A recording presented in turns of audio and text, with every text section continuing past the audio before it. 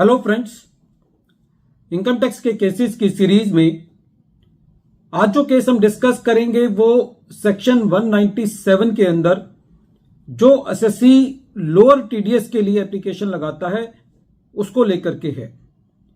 पूरा केस इस चीज पर आधारित है कि यदि रेवेन्यू एक बार किसी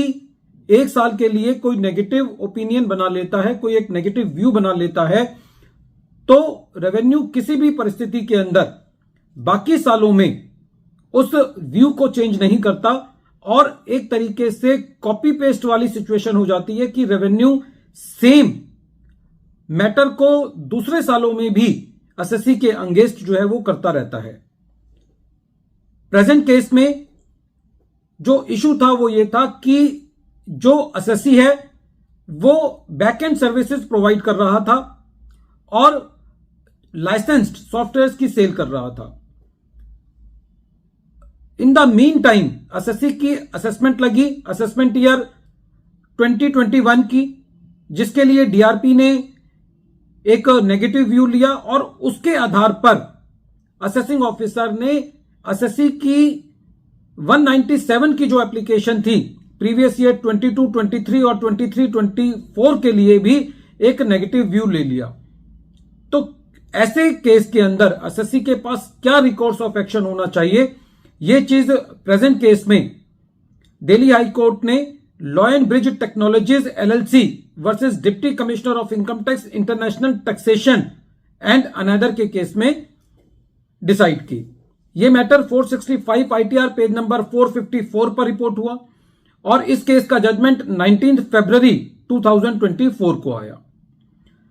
प्रेजेंट केस में एसएससी एक नॉन रेजिडेंट है जो कि यूएसए के अंदर इनकॉर्पोरेटेड एक कंपनी है और जिसका काम है कि वो बैकएंड सर्विसेज प्रोवाइड करती है और लाइसेंस सॉफ्टवेयर सेल करती है। इसके अलावा जो एसएससी है वो क्रिटिकल बिजनेस प्रोसेस के अंदर, ट्रांसलेशन एंड लोकलाइजेशन के अंदर, डिजिटल मार्केटिंग के अंदर, ग्लोबल इंजीनियरिंग के अंदर और ये सारी चीजें जो एसएससी है वो अपनी ग्रुप एंटिटीज और इंडियन एंटिटी के साथ ये सारी सर्विसेज दे रही थी। किसी भी डेफिनेशन के तहत जो एसएससी की सर्विसेज थी, जो कि मेनली हम ये कह सकते हैं कि बैकएंड सर्विसेज प्रोवाइड करना था या लाइसेंस सॉफ्टवेयर सेल करना था, वो रॉयल्टी की डेफिनेशन में नहीं थी। लेकिन असेसमेंट ईयर 2021 के लिए असेसिंग ऑफिसर ने ड्राफ्ट असेसमेंट ऑर्डर बनाया और उस ड्राफ्ट असेसमेंट ऑर्डर में यह कहा कि जो एसएससी सर्विसेज प्रोवाइड कर रहा है वो एक तरीके से रॉयल्टी की डेफिनेशन में है, जिसको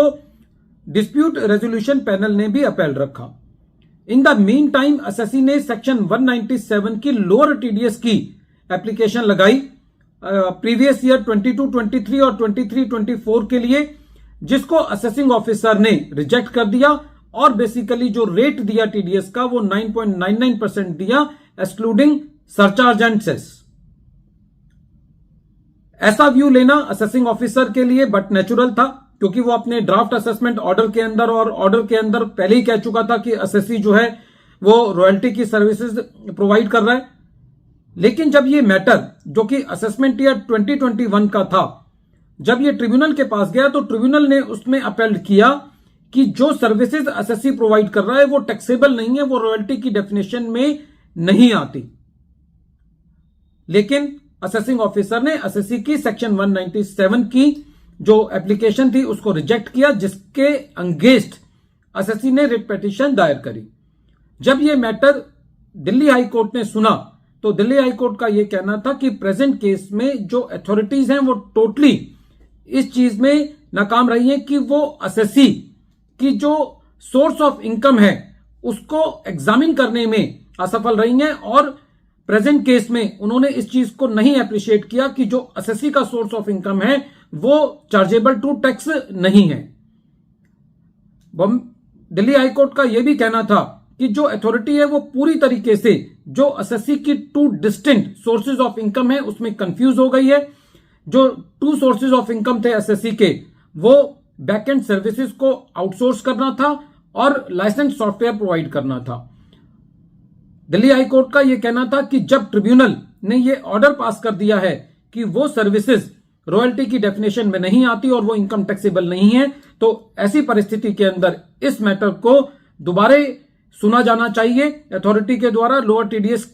प्रोवाइड करने के लिए। और इस तरीके से दिल्ली हाई कोर्ट ने उस मैटर को दोबारा ईओ के पास रिमांड बैक किया कि एसएससी की सेक्शन 197 की एप्लीकेशंस को दोबारा कंसीडर किया जाए। वीडियो के अंत में एक बार फिर मैं केस का नाम रिपीट कर रहा हूं। केस का नाम है law and bridge technologies LLC versus deputy commissioner of income tax international taxation and another. और ये केस 465 आईटीआर पेज नंबर 454 पर रिपोर्ट हुआ। मैटर दिल्ली हाई कोर्ट ने डिसाइड किया और इस केस का जजमेंट 19 फरवरी 2024 को आया।